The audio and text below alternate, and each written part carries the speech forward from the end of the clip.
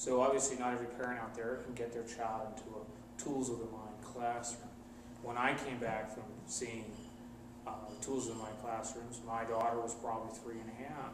And she was, I realized, just as Debbie described, she had come home from her school, her preschool, and she would grab her baby dolls and play with them, which to her was, she put them to bed, she folded them up under a blanket, and she was like, now I'm done.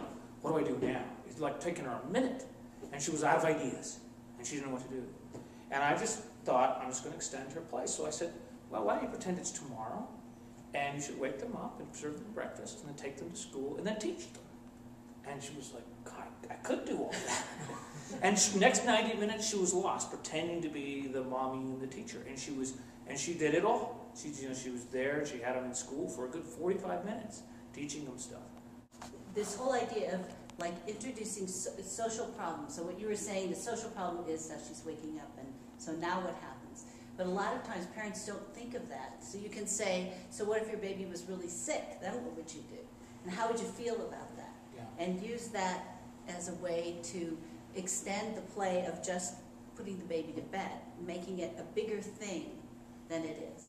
Just to steer parents a little more, but I don't want to push them too much because it takes a parent to be resourceful and think about this and understand this. But one of the crucial things here about play dimension, and we see this also in the science of creativity, is taking on a role. So a box of costumes, is a good way that kids learn to inhabit roles as a starting point. The idea is that you won't want kids to pretend they're another person, and that gives them this kind of envelope of security and safety and pretense that allows them to follow that pretense wherever they may take it. And as we wrote about in Nurture Shock, one kid's being a cowboy, the next kid's being a ninja, and then they want to learn to play together. Well, I don't see a movie with cowboys and ninjas together, but kids have to figure this out every day. And those kids who can learn to hold on to their roles and do that together, that's a really good sign of sort of long-term success for those kids. So in terms of play, we're not just talking about like board games where you're still a kid playing the board game. We're talking about taking on pretend scenarios and continuing them at great length. So for parents, it might mean that the neighbors on the block and the other parents of the block, or the kids who come over for play dates, as Debbie mentioned, older kids can teach younger kids this. So there's been a big trade-off, as she noted, in having only same-age playdates. And every parent today takes their 3-year-old to the playground and is afraid, oh no, there's a 5-year-old over there. I wonder what he's going to do to my 3-year-old's going to hurt my kid. He's going to be on the swing and knock him over. He's going to grab his toy, whatever it is. And parents today much prefer, for safety, just 3-year-olds playing with 3-year-olds, 4-year-olds with 4-year-olds, 5-year-olds with 5-year-olds. And there's been a lot of losses that come with that. And this is one of them, is that they're not learning how to do extended mature play. I also think parents underestimate the positive things about taking your child on errands. And I know I say this to parents, like, oh my God.